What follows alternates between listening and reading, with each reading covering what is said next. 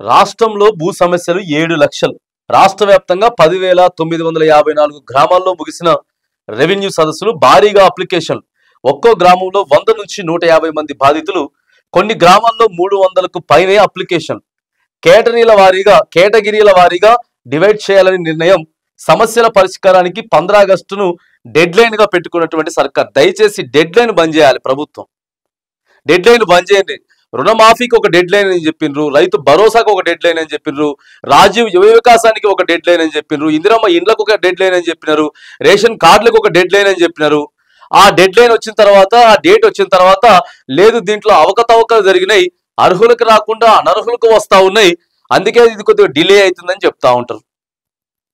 దేనికోసం? డేట్లు ఇచ్చేదానికి. వీలైనంత త్వరలో భూ సమస్యలు పరిష్కారం చేయడానికి 15 ఆగస్టు సరిపోతుందా చూడాలి. మరి 15 ఆగస్టు మళ్ళీ చెప్పారు ఆయాల.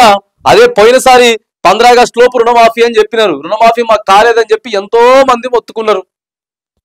జనవరి 26వ తారీఖు నుంచి, మొన్న జనవరి 26 రిపబ్లిక్ డే రోజు నుంచి మార్చి 31వ తారీఖు వరకు అందరికి రైతు భరోసా వచ్చేస్తుందని చెప్పిర్రు.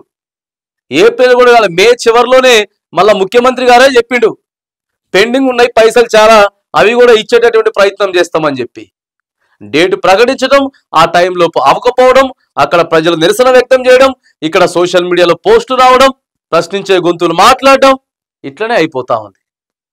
మీరే చెప్పారు కదా ధరణి అనేది చాలా పెద్ద కుంభకోణం జరిగింది, మేము సరి చేస్తామని చెప్పినప్పుడు మరి ఎందుకండి ఈ డేట్లు?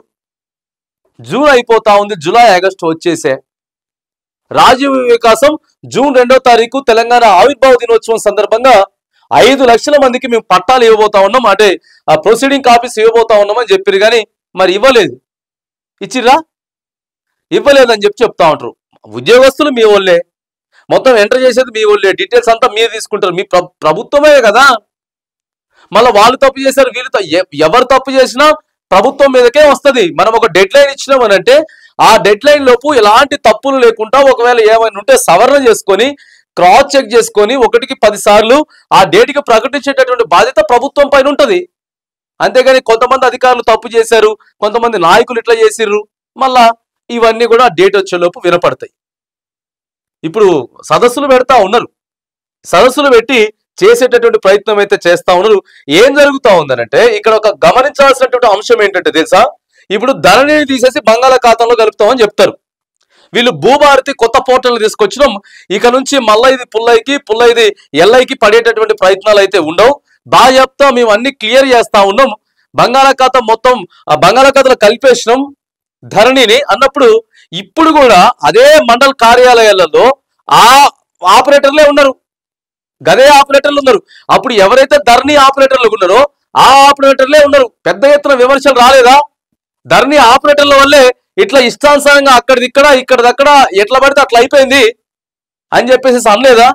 మరి నువ్వు ఇలా కొత్తగా పోర్టల్ తీసుకొచ్చిన తర్వాత ఈ ఆపరేటర్లు ఎవరైతే ఉన్నారో ఆపరేటర్లు మార్చేయాలి. ఆపరేటర్లు మార్చేసి నువ్వు కొత్త ఆపరేటర్లు తీసుకురా. ఆడ కొత్త ఆపరేటర్లు పెట్టి వాళ్ళకి మళ్ళీ సదస్సు పెట్టి వాళ్ళకు ట్రైనింగ్ ఇచ్చి ఆ ఉన్నటువంటి దగ్గర కేంద్రాలలో కూర్చోబెట్టి వాళ్ళకు 1 వారం రోజులు, 10 రోజులు, 15 రోజులు కొత్త వాళ్ళని ఇప్పుడున్నటువంటి ఆపరేటర్లు తీసుకుపోయి వేరే దానికి పంపించు. మళ్ళీ వాళ్ళనే కూర్చోబెడితే వాళ్ళకే అన్ని తెలుసు, ఏడిది ఎటుపోయింది, ఏడిది ఎక్కడికి వచ్చింది, ఇది మళ్ళీ పుల్లకి చేసింది వీళ్ళే ఆడ కూర్చొని మళ్ళీ ఇప్పుడు వాళ్ళనే ఆడ కూర్చోబెడితే ఎట్లా చెప్పు? ఇది ఏం జరుగుతా ఉంది ఇక్కడ? ఇగో ఇలాంటి మరి సవరణ చేసుకోవాలి, ఇలాంటి సవరణ చేసుకోవాలి. ఇక రాష్ట్ర వ్యాప్తంగా 10,000కు పైగా గ్రామాల్లో నిర్వహించిన రెవెన్యూ సదస్సులో 7 లక్షలకు పైగా భూ సమస్యలు వెలుగులోకి వచ్చాయి. ఒక్కో గ్రామంలో సరాసరి 100 నుంచి 150 మంది బాధితులు ఉండగా కొన్ని గ్రామాల్లో ఈ సంఖ్య పైగే ఉన్నదట. మరి ఇక దాంట్లో వచ్చినటువంటి సదస్సులో వచ్చినట్టు దాంట్లో 7 లక్షల అప్లికేషన్లు వచ్చినాయట. వాటన్నిటిని 15 ఆగస్టు లోపు మేము కంప్లీట్ చేస్తామని చెప్పి ప్రభుత్వం చెప్తా ఉంది. చూడాలి.